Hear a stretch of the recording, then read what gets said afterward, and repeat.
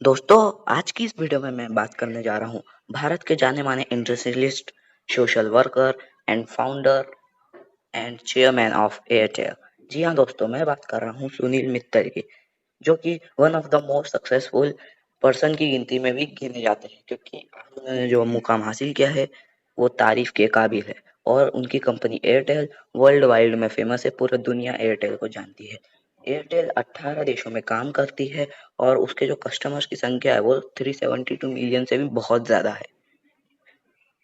और वो अगर हम उन्हें इंडिया की रैंकिंग के हिसाब से देखें तो वो 8वें सबसे रईस इंसान है इंडिया के। लेकिन उन्हें जो ये सफलता मिली वो ऐसे ही नहीं मिली, उसके लिए उन्होंने हार्ड वर्क किया और बहुत मेहनत की और उसके बाद उन्हें सफलता मिली। तो आज की इस वीडियो में मैं सुनील मित्तल की पूरी लाइफ स्टोरी आपको बताने जा रहा हूँ। तो चलिए वीडियो को स्टार्ट करते हैं।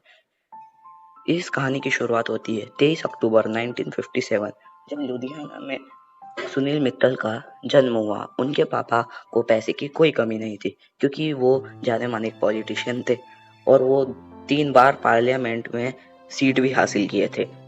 हालांकि उनकी डेथ 10 साल पहले ही हो गई थी हार्ट अटैक की वजह से। उन्होंने अपनी प्राइमरी एजुकेशन वेम्बरिंग एलन स्कूल, जो कि मसूरी में सिचुएटेड है, वहां से की। और उनकी जो ग्रेजुएशन है वो पंजाब यूनिवर्सिटी से पूरी हुई। सुनील मित्तल का कहना है कि उनकी पढ़ाई इतनी अच्छी नहीं थी, वो पढ़ाई में बिल्कुल अच्छे नहीं थे, वो सिर्फ एक एवरेज स्टूडेंट थे, उनका पढ़ाई में ज़्यादा ध्यान भी नहीं लगता था। और उन्होंने पहले से ही सोच रखा था कि मुझे दुनिया में कुछ बड़ा करना है, इसके मैं एक अच्छा खासा बिजनेस करूँगा। और इसको लेकर उन्होंने अपने पापा से 20,000 रुपये लिए और उसको लेकर अपने एक दो दोस्तों के साथ साइकिल के इस पार्ट की मैन्युफैक्चरिंग का काम शुरू करा। अब इस पार्ट को हिंदी में क्या कहते हैं ये मुझे भी नहीं पता, अगर आपको पता है तो हमें कमेंट के थ्रू ज़रूर बताएं। तो उन्होंने इस पार्ट का बिजनेस शुरू कर लिया था। बाद में उन लोगों ने सोचा कि ये बिजनेस करके हम जिंदगी में कुछ बड़ा नहीं कर सकते, और इसी सोच को रखते हुए उन्होंने इस बिजनेस को बंद कर दिया।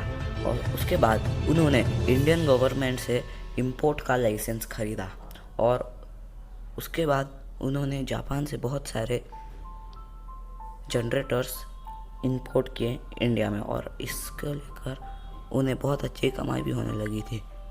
लेकिन उस समय कहानी में ट्विस्ट आया। इंडियन गवर्नमेंट ने जनरेटर्स को बैन कर दिया, क्योंकि उस समय 2 इंडियन कंपनी को लाइसेंस मिल गए थे और सरकार चाहती थी कि लोग इंडियन ही अपनाएं। और उसके बाद उन्होंने फिर भी हार नहीं मानी और सोचा कि अब मैं कुछ और नया करूँगा, और इसी सोच को रखते हुए उन्होंने ज़िंदगी में आगे बढ़ने का सोचा। ईयर 1984 में एक ताइवान की कंपनी है जिसका नाम है किंगटेल।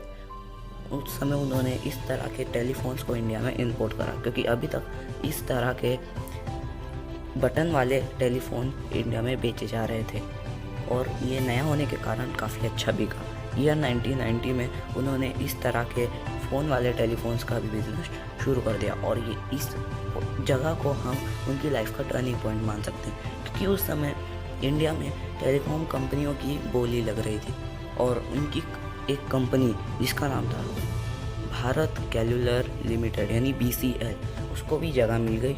लेकिन उस समय उनके सामने एक और प्रॉब्लम आ गई। प्रॉब्लम ये थी कि उन्हें टेलीकॉम ऑपरेटर के रूप में एक्सपीरियंस होना कंपलसरी था, और इसको उन्होंने इंग्लैंड की एक कंपनी के साथ समझौता करके इस प्रॉब्लम को भी दूर भगा दिया।